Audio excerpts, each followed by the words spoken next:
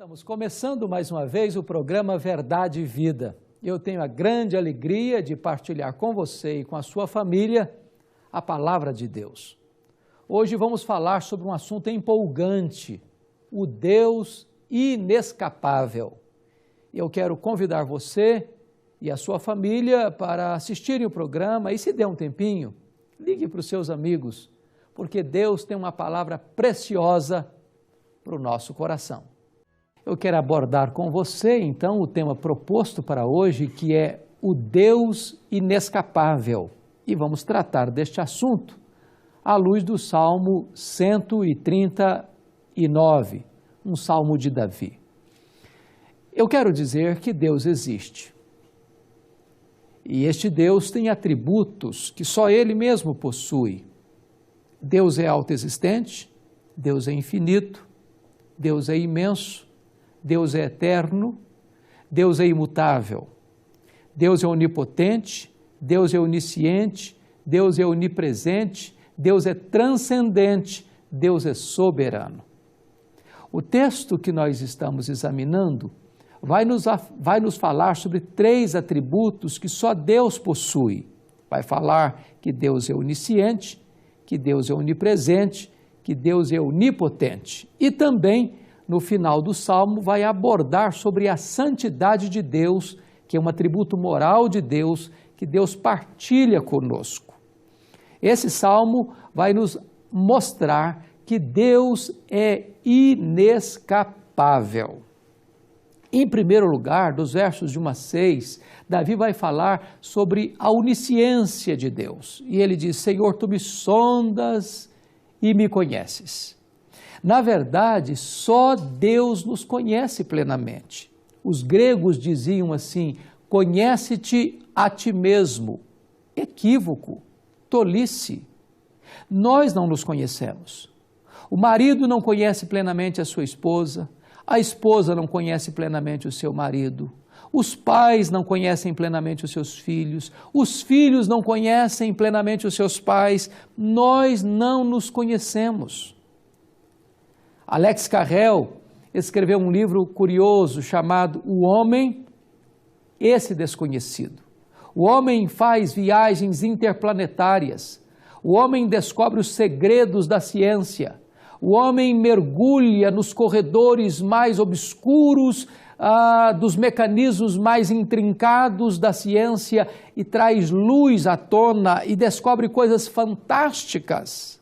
Mas o homem não consegue fazer uma viagem rumo ao seu interior para conhecer plenamente a sua própria vida. Mas a Bíblia diz que Deus nos sonda e nos conhece. O texto diz que Deus conhece também o nosso assentar e o nosso levantar. Em outras palavras, Deus conhece as nossas ações, desde o momento em que nós nos levantamos ao momento que nós nos assentamos. Deus conhece onde você está, o que você está fazendo. O texto chega a dizer que de longe Deus penetra os nossos pensamentos. Os psicólogos dizem que passam pela sua cabeça 10.000 pensamentos por dia. Pensamentos que nós nos alegramos de nutri-los e pensamentos que nós nos envergonhamos de contar aos amigos mais íntimos.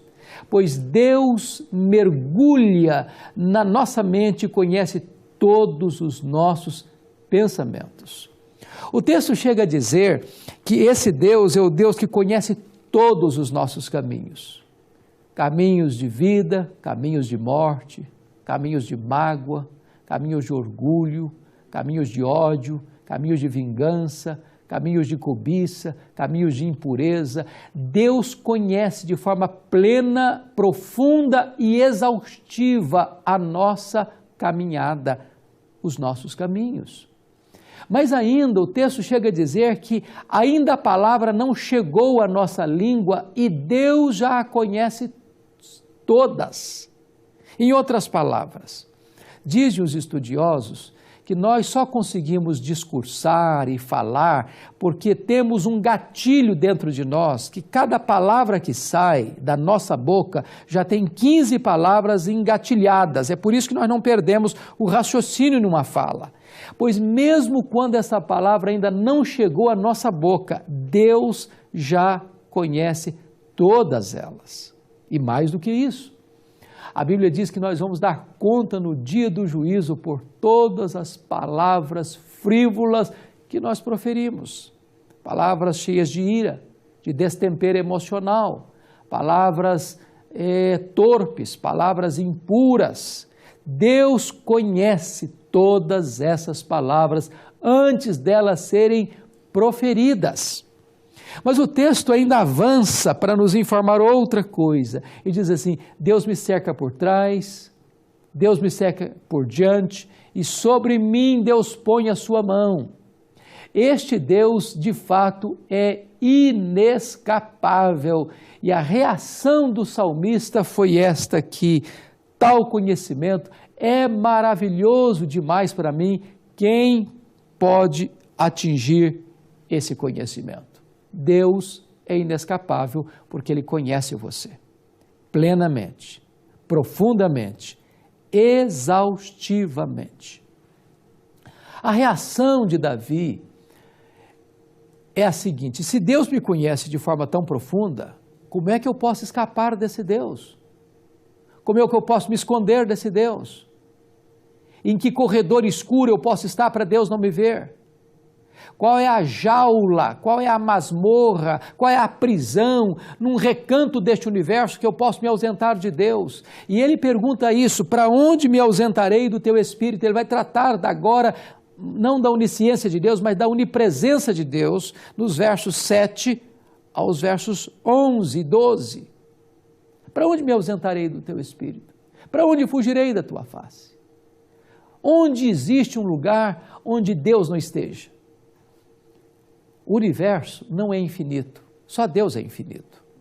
Os estudiosos chegam a dizer que o nosso universo tem 92 bilhões de anos-luz de diâmetro. Imagine que eu conseguisse embarcar na esteira da luz a 300 mil quilômetros por segundo.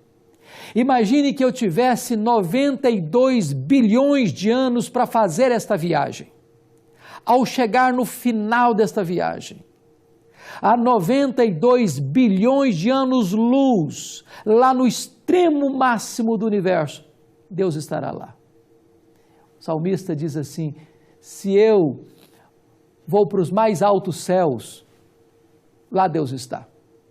Outras pessoas, então, tentando fugir de Deus, escapar de Deus, pensam: se eu morrer lá no Sheol, lá no abismo, Deus não vai estar. E Davi vai dizer o seguinte: se eu tomo as asas da alvorada e me detenho nos confins dos mares, Deus está lá. Se eu faço a minha cama no mais profundo abismo, no Sheol, no mundo dos mortos, na sepultura, Deus também estará lá. Preste atenção nisso. As pessoas que, no desespero da vida, pensam em suicídio, achando que se elas tirarem a sua própria vida, elas escaparão de Deus, elas estão enganadas. Porque Deus está lá no mais profundo abismo. Deus é inescapável. O salmista chega a dizer o seguinte: que é impossível eu me ausentar de Deus, ainda que eu me detenha nos confins dos mares, Deus ainda lá estará. É impossível eu escapar de Deus. Por isso, esse homem vai chegar a dizer o seguinte: e se eu me esconder nas trevas? E se eu apagar a luz? Será que eu consigo me esconder de Deus? Ele diz o seguinte: a luz e as trevas para Deus são a mesma coisa. Aliás, Victor Hugo um dia contou, escreveu sobre o seguinte fato: um raio de sol queria conhecer as trevas. E ele percorreu o universo. E ele não conseguia ver as trevas. Por quê? Porque onde a luz chega, as trevas são dissipadas. Deus é luz. Portanto, para Deus, luz e trevas são a mesma coisa. Nós não podemos nos envolver no manto da escuridão, no manto das trevas, tentando nos esconder de Deus, porque Deus estará lá e Deus é o Deus inescapável. Mas agora o salmista vai mostrar que esse Deus, além de ser onisciente e onipresente, dos versos 13 a 18, ele vai falar que esse Deus é onipotente. E ele diz o seguinte: Senhor, tu formaste o meu interior de forma assombrosamente maravilhosa. Tu me entreteceste no ventre da minha mãe. Tu conheceste os meus ossos quando eles ainda eram informes. E aqui eu quero descrever uma coisa preciosíssima para você. Esse Deus que está em todo lugar, esse Deus que conhece todas as coisas, é o Deus que formou você desde o ventre da sua mãe. E é curioso porque Deus viu a sua substância ainda informe. Deus viu a estrutura da sua vida. Quando ele trabalha aqui, que Deus conhece meus ossos não te forem cobertos, a palavra ossos aqui na língua original traz a ideia de estrutura, e ele está falando aqui da sua estrutura de DNA. Isso significa o seguinte: que você é um ser programado geneticamente. Isso significa que Deus colocou em você um código e você é uma pessoa única no universo. Dentre os 7 bilhões de habitantes do planeta Terra, ninguém tem uma impressão digital parecida com a do outro. Você não é produto de uma geração espontânea. Você não é produto de uma explosão cósmica. Você não é produto de uma evolução de milhões e milhões de anos. Você não veio do macaco. Deus colocou em você um código. Você é um ser programado geneticamente. Aliás, os estudiosos afirmam que você tem dentro de você uma estrutura tão magnífica que você tem 60 trilhões de células vivas no seu corpo. Em cada uma dessas células você tem 1,70 m de fita DNA, onde estão gravados e computadorizados todos os seus dados genéticos, a cor dos seus olhos, a cor do seu cabelo, o seu temperamento. Se você conseguisse espichar a fita DNA do seu corpo, você teria 102 bilhões de quilômetros de fita DNA. Isso não pode ser fruto do acaso. Esse Deus que conhece tudo, que está em todo lugar, é o Deus que criou você à sua imagem, à sua semelhança, de forma assombrosamente maravilhosa. Por outro lado, o salmista está dizendo aqui o seguinte, que um ser que está sendo gerado no ventre da mãe, ainda informe, é um ser humano. Porque o texto diz, tu conheces todos os meus dias, eles todos foram escritos e determinados antes deles existirem. Portanto, o aborto é um crime, porque é tirar uma vida. Recentemente, uma das pessoas conhecidas do mundo político brasileiro disse que a mulher deveria, se não desejasse mesmo a gravidez, interrompê-la e tirar, porque aquele ser que está lá dentro é como uma verruga. A Bíblia diz o contrário, é uma vida criada por Deus, é uma vida preciosa. Deus é o Deus que nos formou e nos entreteceu no ventre da nossa mãe, e Ele conhece a nossa estrutura genética, e Ele conhece todos os nossos dias, e Ele determina todos os nossos dias. Portanto, a vida tem valor, a vida é sagrada, porque a vida é uma criação do próprio Deus. O salmista vai terminar a sua exposição falando sobre a santidade de Deus. Se esse Deus é onisciente, se esse Deus é onipresente, se esse Deus é onipotente, como é que eu devo viver a minha vida? Com temor, com reverência, com santidade. E ele termina fazendo uma oração, sonda-me, ó Deus, e conhece os meus pensamentos. Vê se há em mim algum caminho mau e guia-me pelo caminho eterno.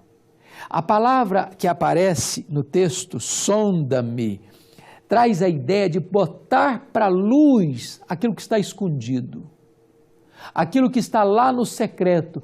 traz para a luz. Deus é o Deus que sonda, Deus é o Deus que conhece, Deus é o Deus que guia. Esse homem está dizendo o seguinte: meu Deus, eu não posso viver uma vida hipócrita, eu não posso viver uma mentira, eu não posso viver um engano. Então, Senhor, sonda a minha vida. Então, Deus conhece os meus caminhos. Então, Deus me guia pelos caminhos eternos. Eu quero andar na Tua presença, eu quero viver para a Tua glória, eu quero Te conhecer na intimidade, eu quero viver para o louvor do Teu nome, eu quero ser uma nova criatura, ter um novo coração, uma nova mente, uma nova vida, uma nova herança, uma nova pátria.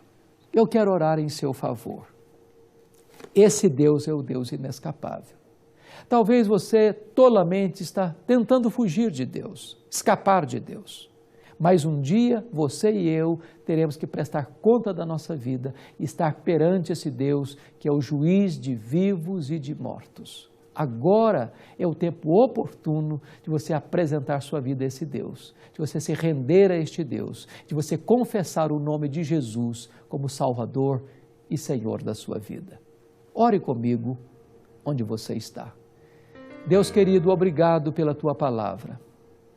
Obrigado porque Tu és o único Deus vivo e verdadeiro, o Deus inescapável, o Deus onisciente, o Deus onipresente, o Deus onipotente, o Deus santo, o Deus que transforma a nossa história, que muda a nossa vida, o Deus que nos dá esperança, o Deus que nos perdoa, o Deus que nos ama, o Deus que nos aceita, o Deus que nos restaura, o Deus que nos dá razão para viver. Aplica, Senhor, esta palavra ao coração daqueles que nos assistem, pois nós oramos em nome de Jesus.